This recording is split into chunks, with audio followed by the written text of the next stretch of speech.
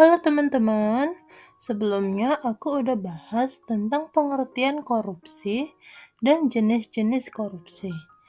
Dan aku juga bahas yang lagi ramai sekarang yaitu gratifikasi. Kemarin aku juga udah jelasin apa sih itu gratifikasi dan kebiasaan-kebiasaan kecil rakyat Indonesia yang berakibatkan tindak pidana gratifikasi.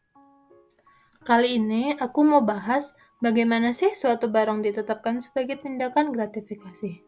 Suatu barang ditetapkan sebagai gratifikasi, prosesnya itu cukup panjang. Yang pertama, KPK harus menerima laporan terlebih dahulu.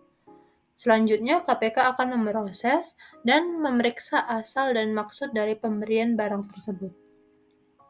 Yang terakhir, KPK akan memutuskan apakah barang tersebut menjadi milik negara atau bukan, yang akan diputuskan oleh pimpinan KPK.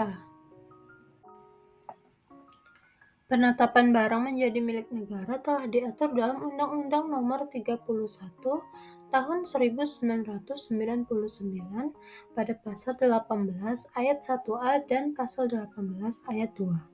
Pasal 18 ayat 1A berbunyi, perampasan barang bergerak yang berwujud atau tidak berwujud, atau barang tidak bergerak yang digunakan untuk atau yang diperoleh dari tindak pidana korupsi, termasuk perusahaan milik terpidana di mana tindak pidana dilakukan. Begitu pula dari barang yang menggantikan barang tersebut. Dan pasal 18 ayat 2 berbunyi, jika terpidana tidak membayar uang pengganti sebagaimana dimaksud dalam ayat 1b, paling lama dalam waktu 1 bulan sesudah putusan pengadilan yang telah memperoleh kekuatan hukum tetap, maka harta bendanya dapat disita oleh jaksa dan dilelang untuk menutupi uang pengganti tersebut.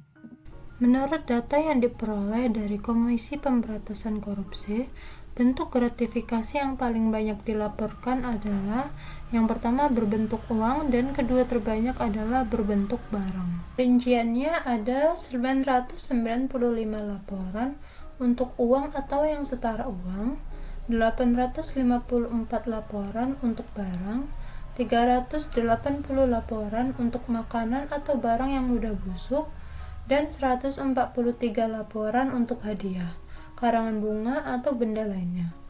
Laporan gratifikasi ini diterima melalui berbagai saluran. Ada 214 laporan melalui email, 68 melalui surat, 14 secara langsung, dan 16 laporan lainnya. Selanjutnya, ada data dari Komisi Pemberantasan Korupsi langsung tentang tindak pidana ini.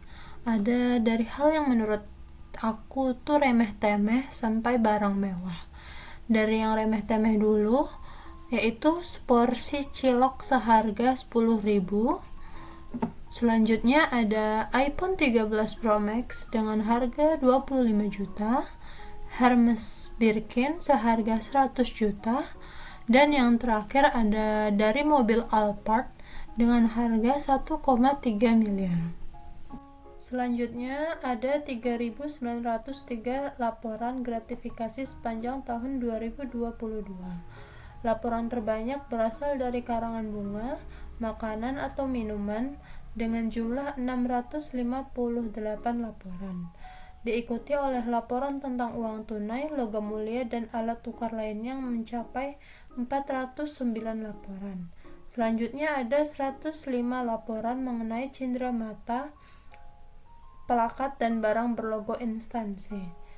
Serta ada 38 laporan terkait tiket perjalanan, jamuan makan, akomodasi, dan fasilitas lainnya. Selain itu, terdapat 387 laporan yang mencakup barang-barang lainnya. Dan masih banyak lagi laporan-laporan kasus tindakan gratifikasi ini yang diterima oleh Komisi Pemberantasan Korupsi. Jadi, dari penjelasan sebelumnya, penetapan status barang sebagai tindakan gratifikasi sudah diatur dalam undang-undang dan akan diputuskan melalui putusan pengadilan. Putusan pengadilan ini akan dipimpin oleh pemimpin KPK.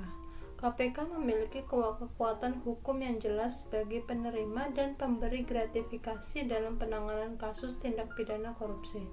Tujuannya Untuk mencegah kerugian keuangan negara, mengingat barang gratifikasi sering diperoleh dari dana APBN atau sumber sah lainnya.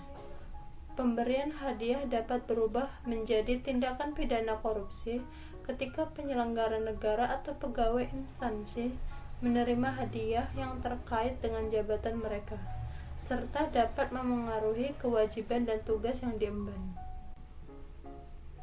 Oleh karena itu, berapapun nilai gratifikasi yang diterima oleh pejabat negara, jika ada kecurigaan yang beralasan bahwa hadiah tersebut terkait dengan jabatan atau kewenangannya, sebaiknya pejabat negara atau pegawai negeri melaporkannya kepada KPK untuk ditindaklanjuti.